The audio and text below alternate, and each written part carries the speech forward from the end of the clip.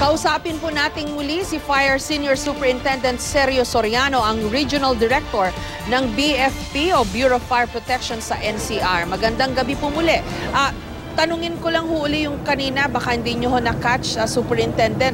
Kasi di ho ba may mga inspection po ang BFP at sa pagkakaalam ko, stricto ho at napakaraming kailangan na sundin yung mga may-ari ng mga gusali, yung mga may-ari ng mga factory.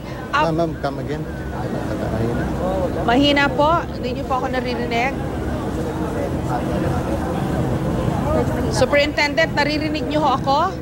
Sir, wala ba? Mahina lang, mahina. Mahina. Pero, Hello? okay. Lalakasan ko na sige, lang ma'am, po. sige, ma'am, pwede na. Okay, pwede na.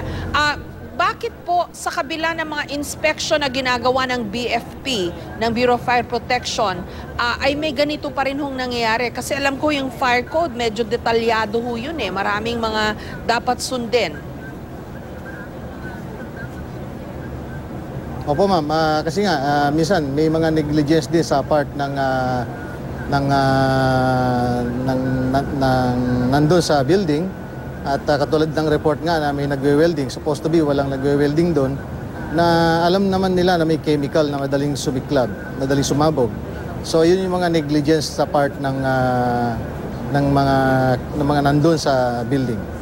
Yung ingress at egress, yung papasukan o yung lalabasan, hindi ho ba napaka-specified ho niyan at isa ho yan sa mga tinitingnan nyo? Bakit ho dito, parang hindi na ho nakalabas yung mga natrap? Yes ma'am, kasi yung hagdanan naman doon sa dulo, meron naman, nagtaka din kami kung bakit hindi sila nakababa doon.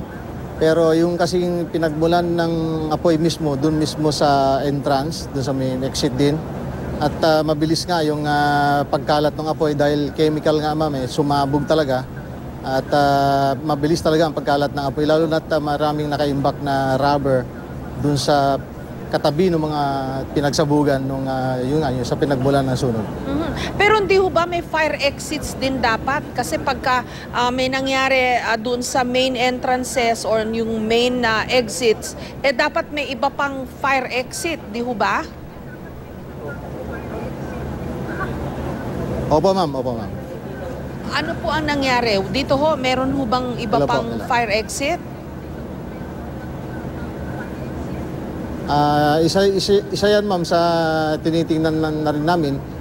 Pero yung pumasok kami dun sa loob, maluwag naman po yung both exit at may hagdanan dun sa dulo.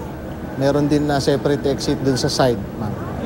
Kailan ho kaya magkakaroon ng medyo mas... Biglaan lang talaga. Biglaan po. Superintendent, kailan ho kaya magkakaroon ng medyo definite na resulta itong inyong initial na pag-imbestiga kung ano ho nangyari dyan sa sunog na yan?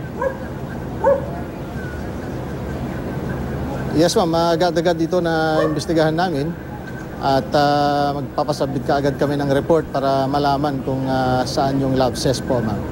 In the meantime, tama po ba yung inire-report ngayon, 31 ang casualty count, 65 o 67 na daw po yung missing. So, medyo mataas yung figure. Kung i-consider natin kung ilan yung initial na na-report na na-trap dyan, 200 daw. So, almost half yung hanggang ngayon kailangan i-account for, Superintendent. Yes ma'am, nung nag-fire under control kasi, pumasok yung ating District Fire Marshal, no, si Colonel Quan Chu.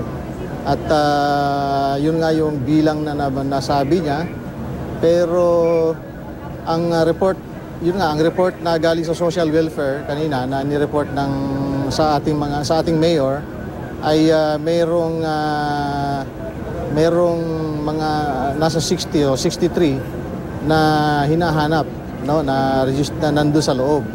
So kanina nung pumasok nga yung ating si Colonel Quan Chu sa loob at nabilang niya yung nakita lang niya dahil hindi naman mabilang lahat ma'am dahil dun sa na collapse yung structure, yung mga trusses, yung mga roofing. at hindi pa sure na kung meron pang mga casualty doon, no?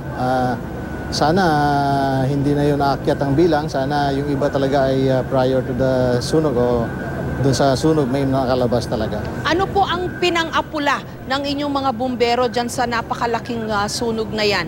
Tubig po ba o yung mga chemical po na mas mabilis ang epekto at talab, Superintendent? Ginamitan din namin, ma'am, ng AFFF, yung chemical, no po. So, maraming salamat po. Fire Senior Superintendent Sergio Soriano, Regional Director ng BFP NCR.